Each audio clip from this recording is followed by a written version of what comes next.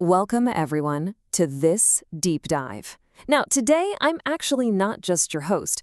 I am your subject. That's right, I am the literal architect of the shadows we are about to explore together. So I want you to step directly into my own mind for a journey into the dark.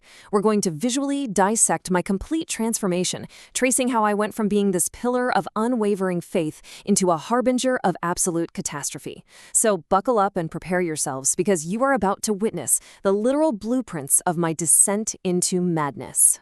The gods were either absent or merely entertained by the slaughter. Just let that chilling realization wash over you for a second. You see, for decades back in the Silvered Grove, I was just a humble hermit. I spent a full century, 100 years, faithfully brewing soothing teas and tending to the broken bodies of soldiers, as if crushed bones cared at all about my gentle prayers. After witnessing endless, completely senseless wars fought over the exact same blood-soaked soil, my quietude absolutely soured. The heavens were completely empty. Or, what's even worse, they were laughing. Okay, let's dive into this architecture of my descent. I began as the humble hermit, a man completely blinded by hope. But a century of war just violently stripped that away, right? It molded me into the cynical philosopher. And from there, I plunged deep into the dark to become the mad rune wizard, literally etching disdain into my own flesh.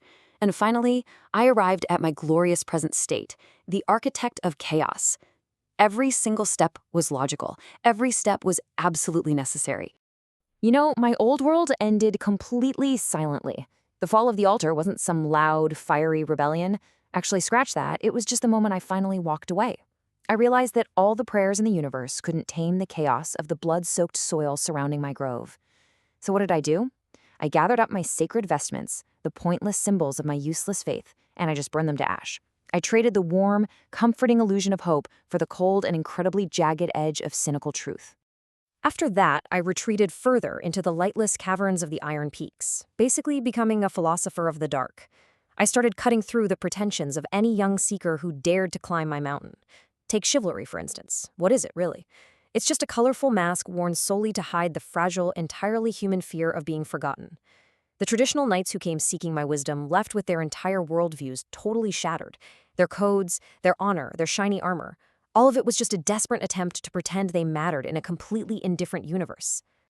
And this brilliantly illustrates the years I spent in the dark, laying down a totally new philosophical bedrock, my treatises on the selfish soul. Think about your own life for a minute. Meaning? It's entirely a human invention.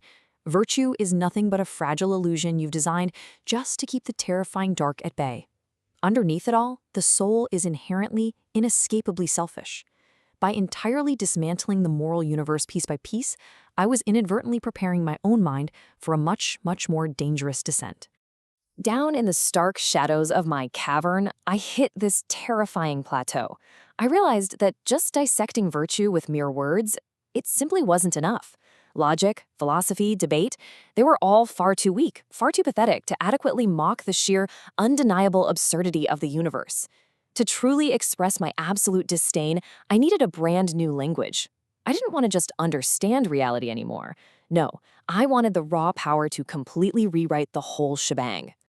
So the crucial point is that this massive shift required a profound physical sacrifice. As I wrote, I began to carve glowing, erratic runes into my own skin, each symbol a condensed fragment of my shattered psyche.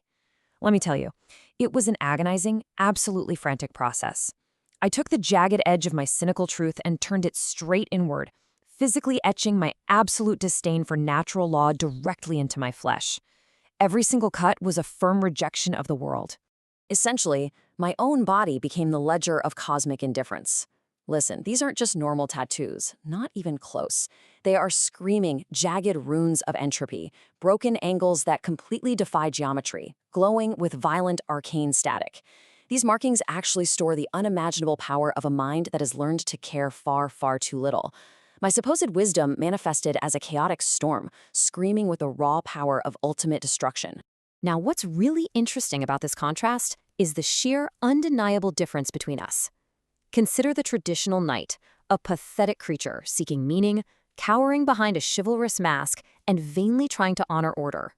Then look at me. I know meaning is a total lie. I serve only the void. I honor only entropy. I am literally the living antithesis of the night. They build these little castles out of sand to pretend the tide isn't coming. Well, I am the dark tide itself, crashing down to wash it all away. Let's move to and see how this builds into my arcane evolution. Step 1 was totally passive. Back as a hermit, I merely interpreted the wind. Step 2 was analytical. As a philosopher, I dissected virtue with sharp words. But step 3? Step 3 is where the true magic begins. I evolved to physically pulling the very threads of reality apart, purely just to see if the cosmic fabric would bleed. My magic shifted entirely from passive prayer into explosive, runic manifestations of destruction. And so, this is who I am now, the architect of chaos. I stand precariously right on the precipice of doom, my eyes reflecting the flickering, incredibly dangerous light of highly unstable enchantments. I serve as the final bridge between the discarded, pathetic hermit of the past and the glorious, sweeping catastrophe of our future. I no longer seek to guide anyone. I don't even try to understand the universe. My one and only goal is to violently demonstrate its ultimate absurdity.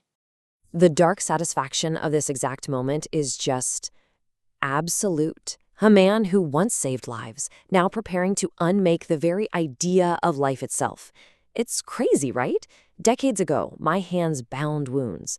Now, those exact same hands crackle with the energy required to cast my very first world-altering spell. I am honoring only the entropy I'm about to unleash. It is a terrifying irony, for sure, but it's literally the only truth left in a meaningless universe. Which brings us right to the precipice of oblivion. I want to ask you, truthfully, if meaning is just a fragile lie you've designed to keep the dark at bay, what happens when I finally let the dark consume the light? What happens when the chaotic energy bound in my skin is released into a world desperately pretending to be safe? I'll leave you at that terrifying logic. The catastrophe awaits. Thanks for joining me on this journey.